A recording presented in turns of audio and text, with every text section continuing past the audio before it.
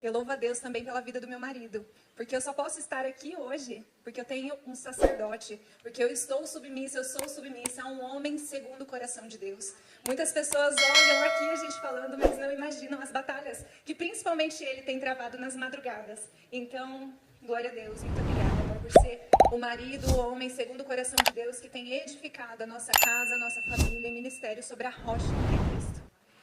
Meus queridos, vamos abrir as Escrituras, Romanos, capítulo 1. Pode deixar aberto ali que a gente vai estar viajando sobre essa palavra hoje, no dia de hoje, tá bom? Romanos, capítulo 1, a partir do versículo 22. Capítulo 1, versículo 22. Quem já encontrou diz aleluia.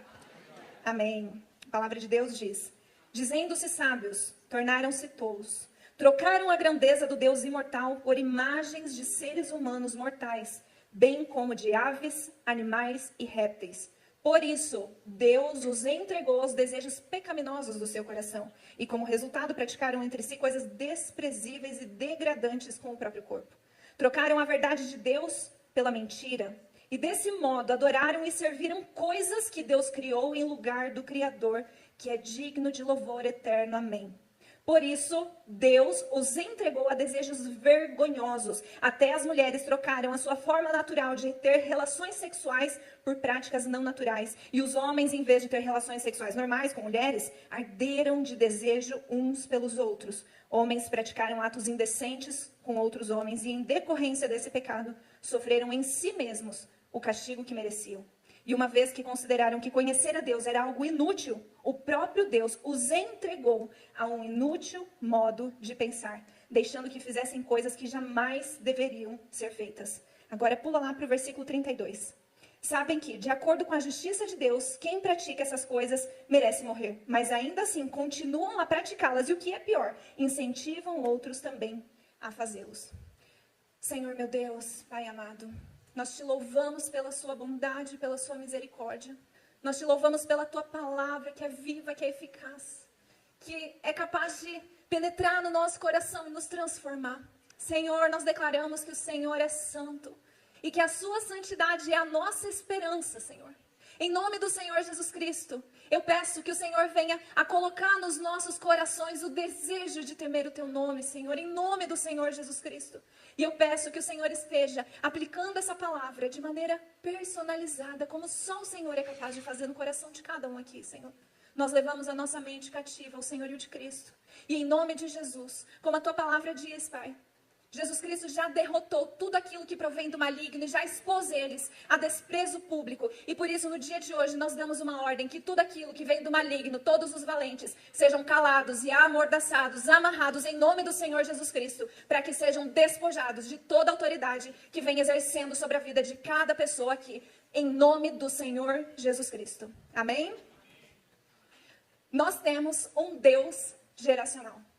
O que nós estamos recebendo nas nossas vidas, as sementes que estão sendo lançadas nas nossas vidas, são com propósitos geracionais, tanto para a gente frutificar na nossa geração, mas também para abençoar as gerações futuras, a nossa descendência, as próximas gerações. Por isso que Deus é chamado de Deus de Abraão, de Isaac e de Jacó, porque ele tem propósitos geracionais.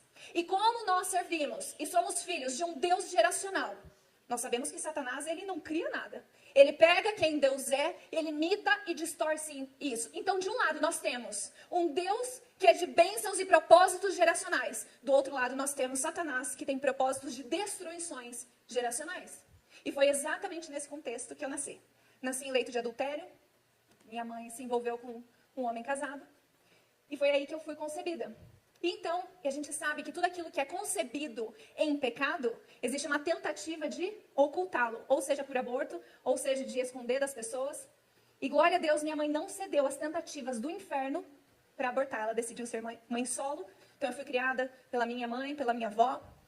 E quando eu nasci, eu lembro que meu pai biológico, eu lembro não, né, me contam, que ele levou minha mãe para outra cidade para fazer o registro da minha certidão de nascimento, para ninguém saber na cidade onde eu nasci que eu era filha dele. E foi nesse contexto onde eu não fui... eu fui assumida, mas eu não tive a criação do meu pai. Então eu fui crescendo, aos 4 anos de idade minha mãe conheceu um homem maravilhoso, se casou com ele, ele me adotou legalmente, trocou meu sobrenome, E a partir dali o Senhor começou a restaurar a figura paterna na minha vida. Só que nós éramos uma família que não conhecíamos a Jesus. E como toda casa que não conhece ao Senhor Jesus, nós carecíamos da salvação e da transformação que Jesus pode fazer numa casa.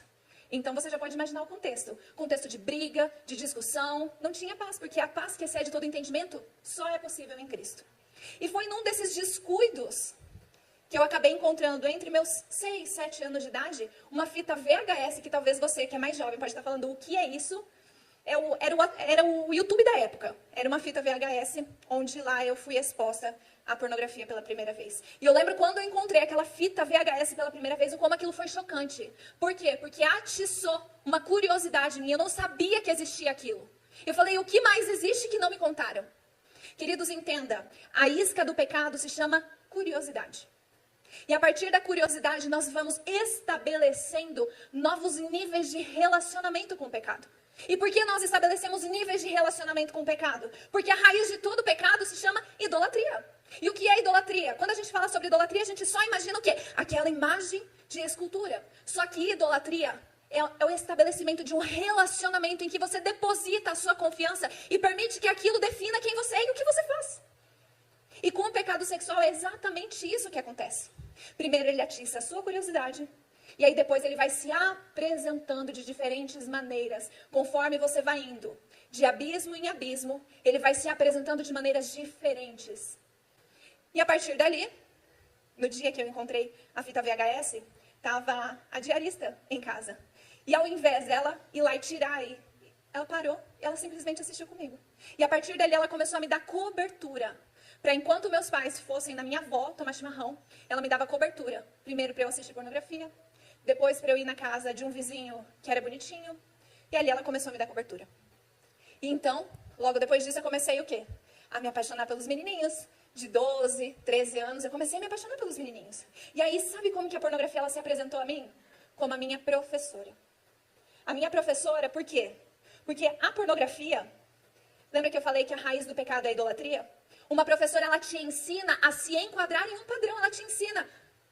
No caso, professora sexual, ela foi me ensinando de que maneira que eu tinha que me comportar para ser sensual para os menininhos, como que eu tinha que me vestir, quais eram os comportamentos, o tipo de fala que eu tinha que ter para ser sensual para os meninos, para eu conquistar a atenção deles, porque eu acreditava que a pornografia estava me apresentando um nível de felicidade e de prazer. E queridos, todos nós temos em nós o desejo pelo prazer.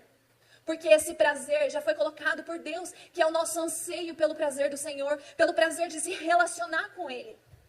E a partir dali, eu fui sendo moldada pela pornografia, como a minha professora, do jeito, do modo. Assim como uma imagem de escultura.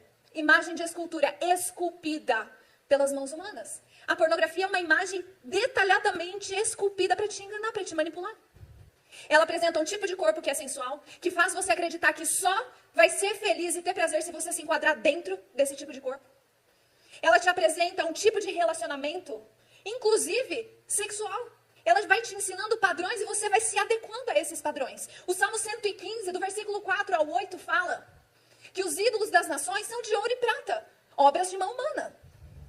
O que é o ouro e a prata? São coisas legítimas. Só que são coisas que estão sendo distorcidas. Para quê?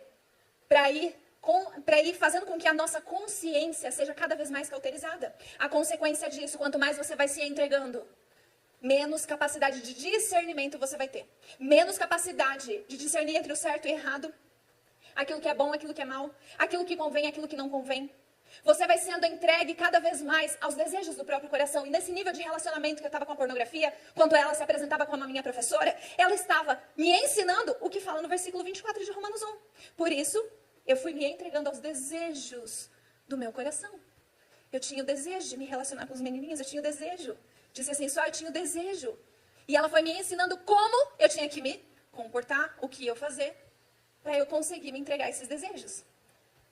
Só que tem estudos que mostram que a pornografia, ela nunca se estabelece no mesmo nível que a gente começou a acessar no início. Uma pessoa, ela foi exposta à pornografia por uma semana, ao mesmo vídeo, ao mesmo filme pornográfico por uma semana. E eles foram observando as respostas cerebrais que aquela pessoa ia tendo. E pasmem, da primeira exibição até a última, eles foram vendo que os níveis de resposta assistindo ao mesmo filme ia caindo cada vez mais. Depois desse período, quando eles colocaram um novo filme pornográfico para a pessoa assistir, adivinhem, a resposta que o cérebro teve foi maior do que a primeira vez que ela assistiu aquela outra pornografia. Sabe o que isso quer dizer? Quer dizer que você não se contenta com aquilo que a pornografia te apresenta. Ela vai literalmente cauterizando a sua mente e a sua consciência. E faz você acreditar que você precisa de algo mais, de algo novo, de algo mais prazeroso. E ali, com os meus 16, 17 anos, eu já estava acessando pornografia pesada. Categorias de humilhação, categorias de tortura, categorias com animais, categorias bizarras. E eu lembro que no ensino médio, a gente estava num grupinho de colegas, e na escola é bloqueado o acesso à pornografia. E eu lembro que eu falei, dá o celular aqui. E eu coloquei uma sigla bem específica de uma categoria pesada da pornografia, e ali mostrou quais sites estavam desbloqueados. E quando eles viram o tipo de pornografia que eu já estava acessando, porque nessa idade eu já tinha celular, eles falaram, credo, você assiste esse tipo de coisa, que nojo, você é doida. Eu falava assim, ai gente, é um negócio tão... Vocês não assistem, vocês ficam vendo aquela coisa de homem com mulher, tão simples. Então ali eu já não estava mais tendo noção do nível de profundidade que eu estava indo com a pornografia. E nesse período, com 16 anos de idade, eu já tive o meu primeiro namorado que tinha 32 anos de idade. Literalmente o dobro da minha idade na época. E logo depois disso veio a primeira frustração amorosa. Ele me traiu, eu fiquei o quê? Zangada, doída, com raiva. E aí eu estabeleci um novo nível de relacionamento com a pornografia. Eu comecei a ver a pornografia como a minha conselheira. Eu queria aprender com a pornografia a partir daquele momento como me vingar dele. Eu queria aprender com a pornografia o que de diferente eu tinha que fazer para eu conseguir segurar um homem. A pornografia, ela engana. Ela começa a construir a sua identidade. Construir não. Ela distorce a sua identidade baseado naquilo que você é e na performance sexual que você tem. E a partir dali, eu fui para níveis cada vez mais profundos na pornografia. Porque acessar a pornografia já não estava mais satisfazendo. Você chega num período que você não quer apenas olhar aquilo, você quer colocar em prática aquilo que você está assistindo. E ali, então, eu comecei ao que diz o versículo 26, a me entregar para os desejos vergonhosos do meu coração. A partir desse momento, eu comecei a ter relacionamento com um homem casado. E eu sabia que ele era casado. E na minha mente, eu acreditava o quê? A esposa não faz ele feliz. Então, ela merece isso que está acontecendo. Gente, eu me envergonho de falar isso. Mas era exatamente esse tipo de pensamento que eu tinha na época. E ali, nesse relacionamento com esse homem casado, a gente foi se entregando cada vez mais. Eu encontrei outra pessoa que também era viciada em pornografia. E a partir dali, a gente começou a dar vazão e a praticar tudo aquilo de mais humilhante, degradante e de perversão sexual que você possa imaginar. A gente foi dando asas. O que eu quero essa noite aqui é falar pra você que prazer sexual é errado, que vem do diabo, negativo. O prazer sexual foi criado por Deus. Só que Satanás, ele é especialista em quê? Em pegar algo que é legítimo de Deus, colocar na posição errada na sua vida. Num lugar que ele não pode ocupar. Olha só, existe uma pessoa na Bíblia que percorreu exatamente esse caminho. De primeiro ser entregue aos desejos do seu próprio coração, depois aos desejos vergonhosos do seu coração, e uma mente reprovável, Absalão. Absalão, filho legítimo do rei Davi. Ele tramou contra o reinado do pai. E nisso ele foi e conseguiu tomar o reinado do pai. Tomar em partes. Abra sua Bíblia em 2 Samuel, no capítulo 14. Absalão, ele começou um movimento de conquistar o coração das pessoas de Israel. Ele foi ganhando força, sabe como? Veja só. 2 Samuel, capítulo 14, 25, diz o seguinte: não havia nenhum homem em todo Israel tão elogiado por sua beleza. Ele começou cativando as pessoas pelos olhos. Aquilo que nós contemplamos diz muito sobre o caminho que estamos percorrendo e que caminho estamos em nos tornarmos quem. E ali fala que ele era perfeito da cabeça aos pés. E olha só a estratégia que ele foi. 2 Samuel, capítulo 15, do versículo 2 a 4.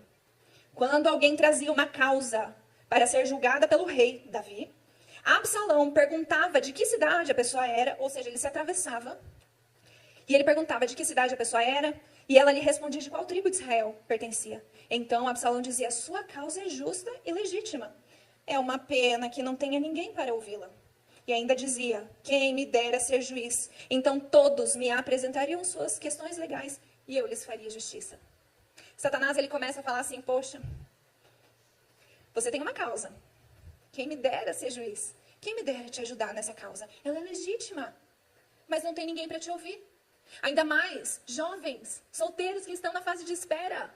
A principal tentação realmente é em que altar você está colocando a sua confiança.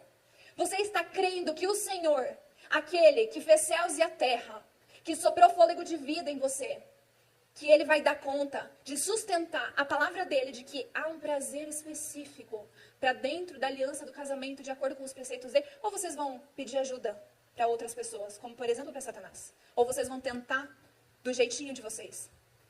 Aqui é uma questão de quem está reinando sobre nós, sobre o nosso coração.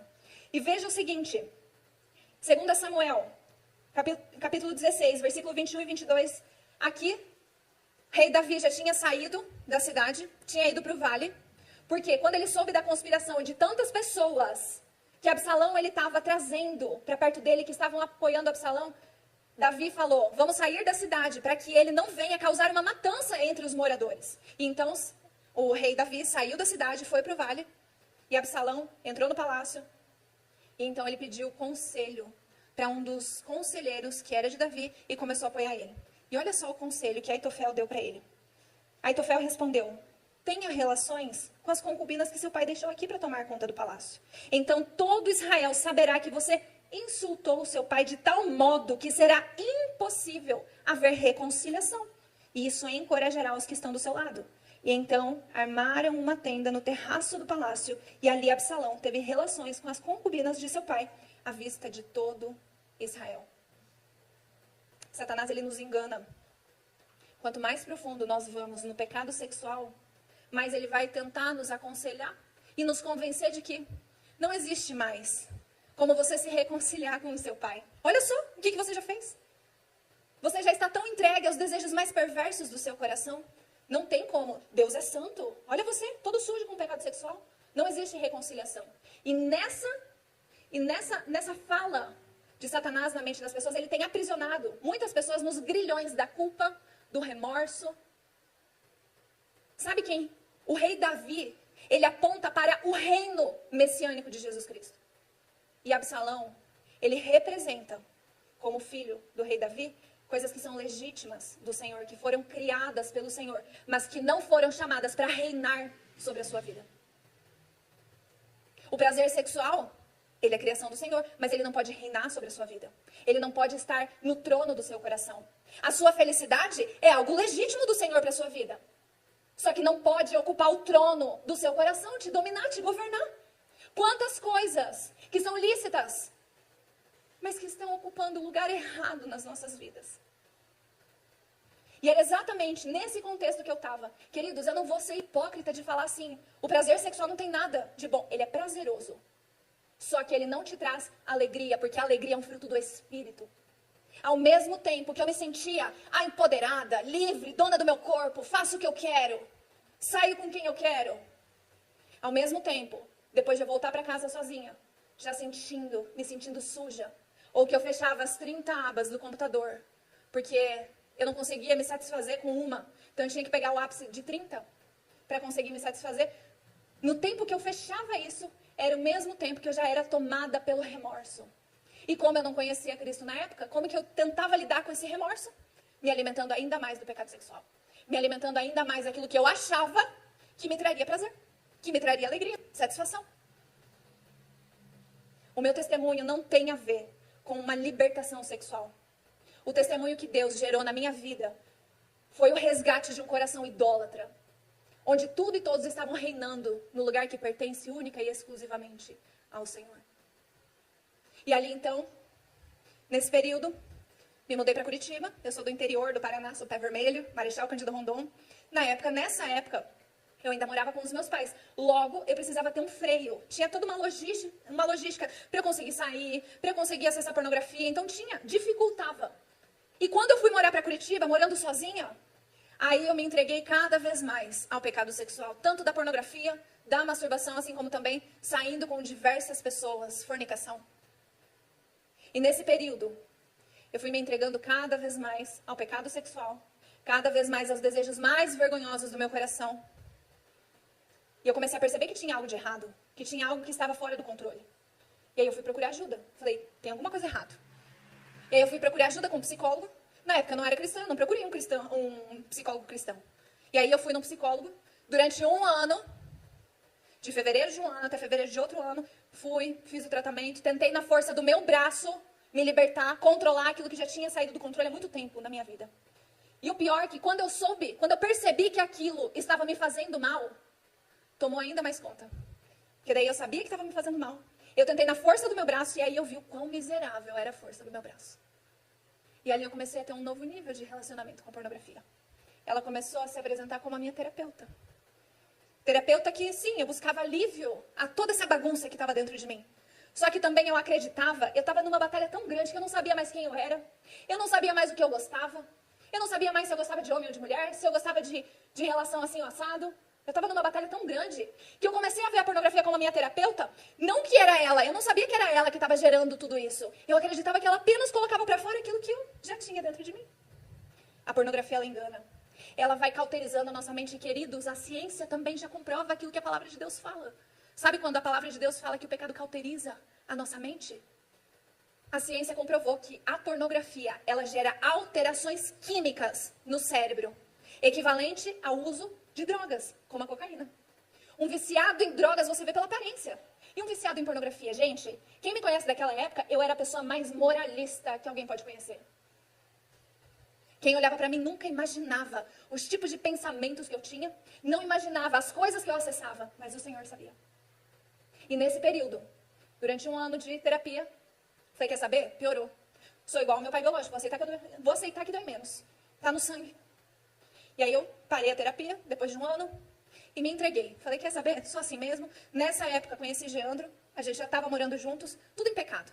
Amaziados, em fornicação. E nessa época, a pornografia ela vai cauterizando tanto a mente, que chega um momento que você não tem mais vontade de ter relação sexual real com a pessoa. Sabe aquele papinho que está bem comum na nossa geração de, ai, acabou o amor?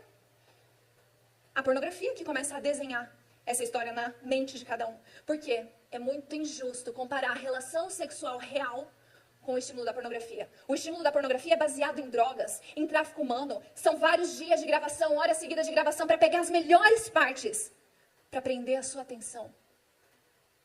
O nível de estímulo que tem com a pornografia, com o filme pornográfico, queridos, é tudo manipulado. É mentira. E aqui entra um princípio da palavra do Senhor. Do Senhor não se zomba. Aquilo que o homem planta é aquilo que nós vamos colher. Nós que estamos com o nosso acesso. Ah, Luana, mas eu nunca acessei pornografia paga. Nunca paguei para ter pornografia. Queridos, o seu acesso é uma semente no solo da imoralidade sexual. Assim como vocês estão ofertando aqui, o seu acesso, só de você entrar no site, acessar, já é uma semente lançada no solo da imoralidade sexual. Solo esse da pornografia. Que a taxa de idade média dos atores e das atrizes pornô é de apenas 36 anos de vida. Sabe por quê? Porque a maioria deles, uma parcela, perde a vida por conta de doenças sexualmente transmissíveis, mas a sua grande maioria tira a própria vida. Porque a taxa de estresse pós-traumático de atrizes e atores pornô é equivalente a veteranos de guerra dos Estados Unidos. Você daí se ilude vendo uma pornografia. Explosiva, animal, de tortura. Achando que aquilo é verdade? Que aquilo é consensual. Quando nos bastidores, homens e mulheres estão tirando a própria vida, justamente para alimentar uma miséria de um prazer que homens e mulheres estão buscando, como eu estava na época. E nesse contexto, em toda essa bagunça na minha mente, na minha vida, no meu coração, tinha uma cliente minha na época que ela me convidava para ir na célula. Eu falava, crente, tô doida. Tô longe de crente, porque, gente, eu fui numa igreja quando eu era pequena, eu tinha uns 5, 6 anos de idade. E era daquela igreja pentecostal, e eu lembro que uma mulher caiu endemoniada. E eu lembro que eu fiquei com tanto medo, que eu ficava no meu banco assim, porque eu achava que o demônio voava em cima, e escolhi alguém, vou entrar. E eu lembro que eu fiquei com tanto medo, que eu ficava, não entra em mim, não entra em mim, não entra em mim. Então, quando ela falou que era crente, e que tinha célula, falei, não, obrigada. E aí ela foi me convidando, aí ela mudou a estratégia. Ela falou, Lu, vem tomar um café pra gente falar de negócio. Eu falei, opa, agora eu vou. Olha só, né? Mudou a estratégia. E aí eu lembro que a gente marcou por 2 anos esse café. Não conseguia ir. Gente, acontecia de tudo, eu não conseguia ir. Até que, num dia, eu no ápice do vício, eu tinha uma rotina com a pornografia. Ela era um hábito na minha vida. Eu tinha um cronograma com ela. Eu acessava em torno de 7 a 9 vezes por dia. E aí, logo de manhã, eu recém tinha acessado, estava me sentindo mal, estava me sentindo suja, falando, meu Deus, o que eu estou acessando? Olha as coisas que eu estou vendo. Eu não tenho mais jeito. Eu lembro que meu celular vibrou. Aí eu fui ver uma mensagem dela. Lu, quando a gente pode tomar um café? Eu falei, pode ser agora? Ela falou, pode, vem. Gente, eu lembro que nem pensei, só fui. E aí, cheguei lá, tava ela e outras 2 funcionárias dela junto. E, gente, lembra que eu falei que eu era muito vaidosa, muito moralista? Possibilidade zero de eu falar sobre isso na frente, principalmente de pessoas relacionadas a trabalho e de pessoas que eu não conhecia, que tinha uma delas lá que ela não me conhecia. E papo vai, papo vem, chegou um momento que ela estava falando sobre uma coisa, de repente ela falou assim, pornografia, e continuou falando de outra coisa. Gente, aquilo me incomodou tanto, eu falei, como que ela fala disso com tanta naturalidade? Como que ela fala de um assunto assim tão sujo, de uma maneira tão... Levantei, fui pro banheiro da empresa dela, eu lembro que tinha um espelhinho, eu me olhei no espelho e falei assim, quer saber? Vou pedir ajuda dela. Vai saber se ela não pode me ajudar. Gente, eu saí de lá com uma convicção. Só pode ser o Espírito Santo que colocou essa convicção. Eu lembro que eu cheguei na sala, eu abri a porta onde elas estavam. Falei, olha, eu vou falar antes que eu desista. E eu vomitei. Falei tudo.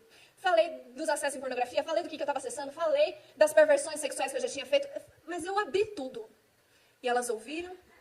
E ao final, quando eu terminei de falar, a Denise, ela falou, Lu, há 2 semanas atrás, o Espírito Santo avisou eu e meu marido que uma mulher viciada em pornografia ia chegar, a gente não sabia que era você. Mas ele nos preparou para te receber. Ela já estava com um plano devocional de libertação de vícios sexuais pronto. E a partir desse momento, elas não falaram mais sobre pornografia. Elas começaram a falar da cruz de Cristo para mim. E elas foram falando sobre o sangue de Cristo, falando que onde abundou o pecado, superabundou a graça. Gente, esse versículo entrou rasgando no meu coração, que eu falei, meu Deus, eu fui tão fundo nesse pecado. E o Senhor está me prometendo que pode fazer superabundar a sua graça. E eu lembro que conforme elas foram falando, eu não sabia o nome na época, mas eu sentia pesos caindo dos meus olhos, pesos caindo dos meus olhos. Hoje eu sei que eram as escamas dos meus olhos que estavam caindo. E ali numa mesa de café, que nem era dentro da igreja, eu aceitei Jesus Cristo como meu Senhor e Salvador. E naquele momento, elas não precisaram me confrontar sobre a fornicação, que a gente já estava morando juntos. Mas me veio uma convicção de que, Senhor, eu nunca mais quero desagradar um Deus que avisou pessoas, que me via, que sabia do sofrimento que eu estava, que preparou pessoas para me ajudar. Eu nunca mais quero te desagradar na minha área sexual. E naquele momento eu olhei para elas e eu falei assim, olha, eu vou falar para vocês, mas eu nunca mais quero desagradar a Deus, nem que isso vá custar o meu relacionamento. Porque a gente sabe, né, que isso é motivo de muito homem abandonar e falar assim, virou crente agora. E aí eu demorei 2 dias para criar coragem para falar. E eu falava, Espírito Santo, eu descobri hoje que o Senhor não é uma pomba, que o Senhor é a pessoa que convence as pessoas, me ajuda a convencer Ele. E eu, do meu jeito, ali, fui orando, pedindo. Só que meu marido, ele veio de um lar onde era meio dividido. Metade católico e só a mãe dele era cristã. Então ele foi para a catequese, mas também ele foi para a escolinha bíblica dominical. Então ele tinha sementes lançadas no coração dele.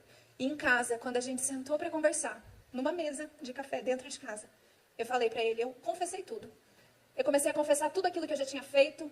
Eu falei, eu não quero que a gente entre num relacionamento simplesmente para ser um casamento de fachada ou para ser um casamento fadado a dar errado. Eu comecei a confessar tudo para ele. Falei de tudo e ali ele começou a se abrir também. Ele começou a confessar. Eu falando do meu vício em pornografia e masturbação, ele também com o vício em masturbação. Gente, nós vivíamos juntos, mas tínhamos vidas individuais. A gente não se conhecia, a gente estava separados pelo pecado, vivendo dentro da mesma casa. E essa é a condição que muitas pessoas estão hoje. E a partir daquele momento, eu falei, olha, eu fiz um propósito com Deus, de que eu não vou mais fornicar até a gente casar. E aí ele entrou dentro desse propósito junto, ele falou, estou contigo, entregou a vida dele para Jesus. E ali, a gente começou esse processo de santificação para a gente casar. E a gente morava juntos, dormia na mesma cama, por 11 meses e meio. A gente não caiu nem uma vez para a honra e glória do Senhor. Não estou estimulando você sem casar e morar com seu namorado, não. Mas isso daqui é um testemunho onde o Senhor pegou uma situação que já estava toda errada e a partir daquela situação ele transformou. Então hoje quando as meninas, os meninos vêm pedir conselho pra gente, falam assim, porque eu vi o meu namorado no final de semana, não me aguentei. A gente fala, a régua da graça de Deus é mais alta do que a gente está acostumado. Nós dormíamos na mesma cama por 11 meses e meio. Nós não caímos nenhuma vez. A graça de Deus, ela nos banca, ela nos sustenta. Nós precisamos falar sobre a graça de Deus. A graça de Deus não é uma força mística. A graça de Deus, quando você se posiciona em Cristo e você fala, Cristo vai reinar sobre a minha vida, sobre o meu coração, sobre a minha área sexual, ela bate no peito e ela fala, eu te garanto agora. Sou eu que te garanto para você não pecar. Nós experimentamos isso. Toda semana nós sentávamos, eu e ele. E a gente falava, e aí, como que tá?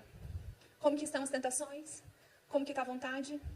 Eu vivendo o meu processo de libertação da pornografia, de restauração. Queridos, eu tinha crise de abstinência. Eu desenvolvi crises de enxaqueca, de gastrite. E os primeiros 3 a 4 meses foram os piores meses. Sabe por quê?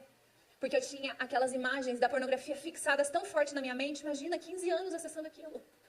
E aí as pessoas, quando elas tomam a decisão de ir para Cristo, elas começam a ter a batalha na mente, elas falam, ai Luana, Satanás está se levantando contra mim. Meu querido, é o princípio da semeadura.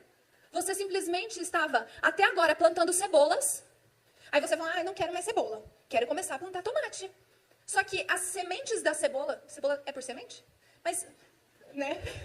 Você plantou até agora, tá lá. Ela vai nascer enquanto você começa a plantar os tomates. Aí, quando parar a colheita das cebolas, você vai começar a colher só os tomates. Você semeou no solo da imoralidade sexual, alimentou a sua mente. É uma consequência. É o princípio da colheita. Você está plantando aquilo que você alimentou a sua mente até agora. Vai levar um tempo para você parar de ter essas imagens. Por isso que o Senhor, Ele é tão bom, Ele é tão misericordioso, que Ele nos ajuda até mesmo naquilo que a gente merece. Porque nós merecemos a colheita. Só que Ele é tão bondoso que Ele fala assim, permita eu te transformar pela renovação da mente. A gente não tem como impedir que os pássaros voem sobre nós, mas nós podemos impedir Ele fazer ninho na nossa cabeça. E ali a gente começou a guerrear contra a nossa própria mente. Vinha o pensamento, falava com meu marido, na época ainda a gente não era casado, mas eu falava com ele, ligava para minha discipuladora, gente, aqui faz toda a diferença você caminhar com pessoas, até porque sem exposição não existe cura. Você precisa confessar o seu pecado para outra pessoa para você ser curado. A pornografia gera essa mentira de que você não pode confessar aquilo por conta da sua reputação. E sabe o que uma coisa que a minha discipuladora, Denise, que hoje é nossa madrinha de casamento, inclusive, ela me falava que aquilo cravou no meu coração e me incentivou ainda mais a confessar não só os pecados, mas também as tentações para o meu marido. Abra mão da sua reputação para Deus construir um testemunho. E ali a gente começou, pela misericórdia do Senhor, a criar um ambiente onde a gente não confessava apenas os pecados, mas a gente começou a confessar a tentação para não ter que confessar pecado. Não é fácil.